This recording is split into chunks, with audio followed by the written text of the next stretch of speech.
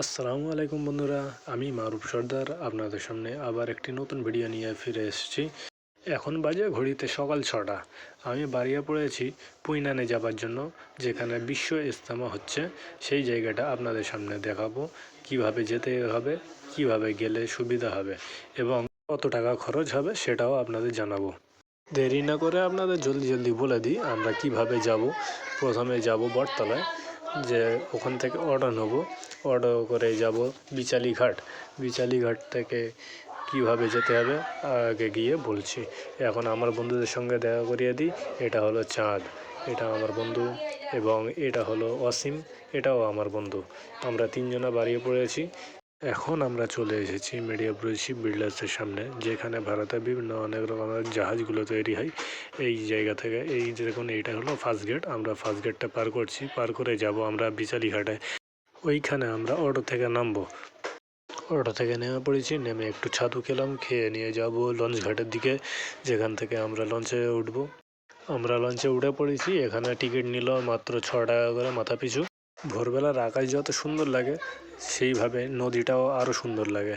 দেখুন নদীটা কিভাবে কত সুন্দর লাগছে, খুবই অসাধারণ। আমার এই বন্ধুটা এখানে বসে পড়েছে, সে দাঁড়াতে একটু কষ্ট পাই। বাইরের দিকটা দেখাবো এবারে। দেখুন আমরা চলে এসেছি, আর কিছুটা বাকি আছে নামতে। আর আমরা নেমে গিয়ে আপনাদের দেখাবো যে কীভাবে যেতে হবে। এই দেখুন আমার বন্ধু অসীম আমার সঙ্গে দাঁড়িয়ে আছে, কিন্তু চাঁদ ওখানে এখনও বসে আছে।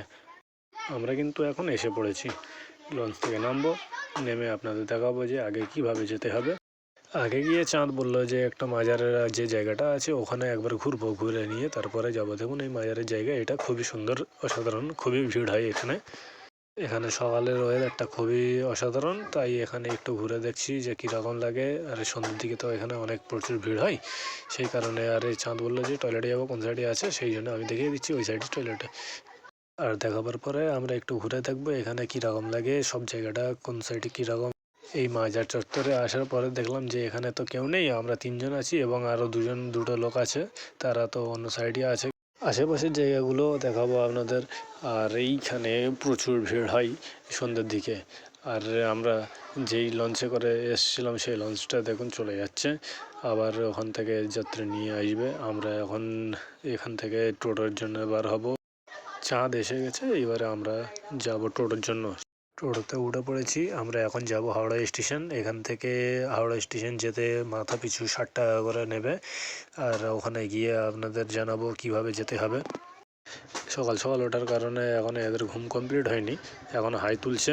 সকালে ট্রাফিক না হওয়ার কারণে রাস্তাটি অনেক ফাঁকা আছে, সেই কারণে যেতে অনেক ভালো লাগছে। ফাঁকা রাস্তা, যানজট থাকলে অনেক অসুবিধা হয় যেতে, এবং আমাদের যেতে খুবই সহজ হবে।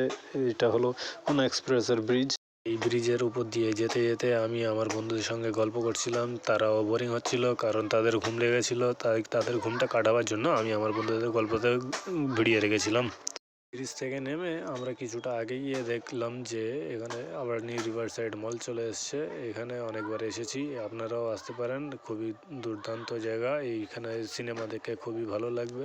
এছাড়া আপনার ফ্যামিলিকে নিয়ে এসে শপিংও করতে পারেন, খুবই অসাধারণ জায়গা। হাওড়া স্টেশন আসতে কিছুটা বাকি আছে, আমরা কিছুক্ষণের মধ্যে এসে যাব।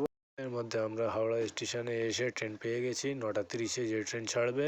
আর এটা যাবে বর্ধমান কট লাইনে, যেটার ভাড়া ছিল মাত্র 15 টাকা করে মাথা পিছু। আমরা যাব হাওড়া থেকে ধনিয়াখালী স্টেশন, যেখানে আমাদের যেতে সময় লাগবে 1 ঘন্টা।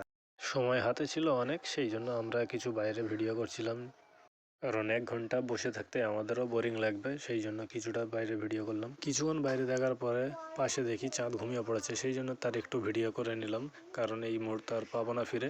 সে জানতে পারলে তো আমাকে করতেই দিত না। তাদের ভিডিও করার পরে আবার বাইরে কিছু ভিডিও দেখাই, কারণ 1 ঘন্টা পার করা অনেক মুশকিল আছে, সেই জন্য এদিক ওদিক করে ভিডিও করে সেই টাইমটা আমরা পার করছিলাম। যেভাবে থাকলে টাইম পার হবে সেইভাবেই করে কাটাচ্ছি। কিছুটা যাওয়ার পরে দেখি অসীমও ঘুমিয়ে পড়েছে, সেই জন্য ওরও ভিডিও করে নিলাম, কারণ ও জানতে পারলে আমাকে ভিডিও করতে দিত না। এর মধ্যেই আমরা এসে পড়েছি ধনিয়াখালী হল্টে, যেখান থেকে যাব টোটো করে। এখানে আসতে সময় লেগে গেল 1 ঘন্টা 10 মিনিট। আমরা এখন স্টেশন থেকে নিচে নামবো। নিচে নামতে গেলে কিছুটা আগে যেতে হবে, আর নিচে নেমে টোটো পেয়ে যাব, কারণ ওখানে টোটো স্ট্যান্ড আছে। সেই স্ট্যান্ডে গিয়ে বললে পুইনান যাব, যেখানে বিশ্ব ইজতেমা হচ্ছে, সেই জায়গায় ওরা নিয়ে চলে যাবে।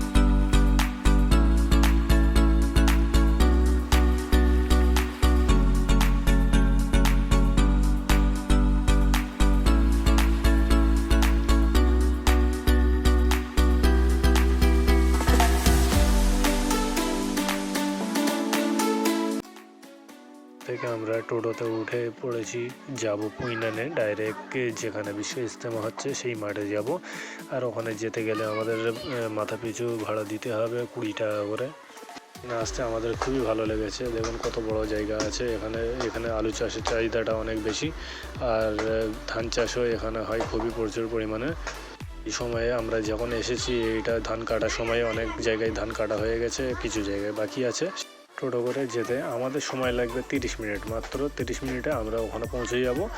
আমরা প্রায় চলে এসেছি, আর কিছুক্ষণ লাগবে, কিছুক্ষণের মধ্যে আমরা পৌঁছে যাব সেই জায়গায় যেখানে আপনাদের প্রথম থেকে বলে আসছি যেখানে বিশ্ব ইজতেমা হবে সেই জায়গাটা আপনাদের দেখাবো।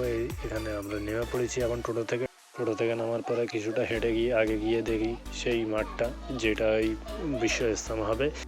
এইখানে এখন প্রচুর পরিমাণে লোক আসছে এই জায়গায় দেখার জন্য, এবং এখানে অনেক কাজ বাকি আছে সেই কাজগুলো করার জন্য, একে অপরের সহযোগিতা করার জন্য সেই কাজগুলো করে যাতে সময়ের আগে সেই কাজ কমপ্লিট হয়ে যায়। এই মাঠে আসার পরেই বুঝতে পেরেছি যে এই মাঠের কাজ অনেক বাকি আছে, যার কারণে আমাদের একে অপরের সঙ্গে পাশাপাশি কাঁধে কাঁধ মিলিয়ে এই কাজ করতে হবে, এগিয়ে আসতে হবে আমাদেরকে এই জায়গায় যেখানে কাজগুলো কমপ্লিট হোক। আর এখন বাজে ঘড়িতে 11টা 10, আমরা এখানে পৌঁছে গেছি। আর আগে দেখাবো যে কিভাবে লোক একে অপরের সঙ্গে কাঁধে কাঁধ মিলিয়ে কাজ করছে, সেইভাবে আমাদেরও আগে এসে কাজ করতে হবে যাতে এদেরও সহযোগিতা হয় আর এই যে কাজটি বাকি আছে সেটাও পরিপূর্ণভাবে কমপ্লিট হয়ে যায়।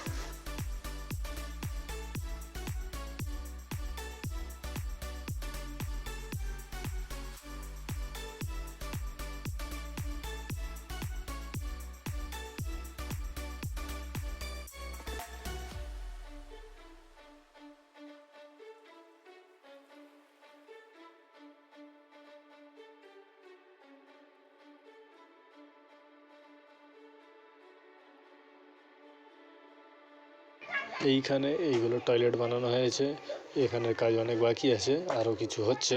আরও সামনে দেখুন যে ইটগুলো কীরকম একে অপরের সঙ্গে হাতে হাতে দিয়ে পার করছে।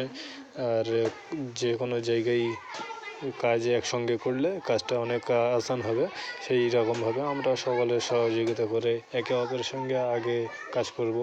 আর এখানে দেখুন ধান কিছু কাটতে বাকি রয়ে গেছে আর কিছু কাটা হয়েছে। এখন এই জায়গা আছে অনেক বড় জায়গা। এইখানে আসার পরে বুঝতে পারলাম যে এইখানে কাজ যা বাকি আছে অনেক, এখন 50% কাজ হয়নি। যা বড় জায়গা এটা পরিপূর্ণ করতে গেলে এখন অনেক সময় লাগবে।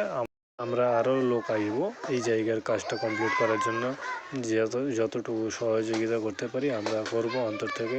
এবং আপনাদের দেখাবো আমি যেখানে দাঁড়িয়ে আছি সেইখান থেকে তার পিছনের জায়গাটা দেখুন, শেষ দেখা যাচ্ছে না, এত বড় জায়গা এটা শেষ দেখা যাচ্ছে না। খুবই ভালো জায়গা এটা, আপনারাও আসতে পারেন, খুবই ভালো লাগবে আসলে। আর দেখবেন আর কিভাবে আসতে হয় আপনাদের বলে দিয়েছি, আপনারা এই ভিডিও দেখে আসবেন। আর কোথায় কত টাকা খরচ হবে সেটাও বলে দিয়েছি। আর আমার ভিডিওটা দেখে ভালো লাগলে লাইক, শেয়ার এবং সাবস্ক্রাইব করে নেবেন।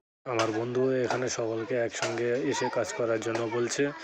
ভিডিওটি কেমন হয়েছে কমেন্টে আমাকে জানাবেন, আর আমার চ্যানেলটি সাবস্ক্রাইব করে নেবেন, আমার ভিডিওটি লাইক শেয়ার করে দেবেন। আগামী দিনেও আপনাদের জন্য যেন ভালো ভালো ভিডিও আনতে পারি।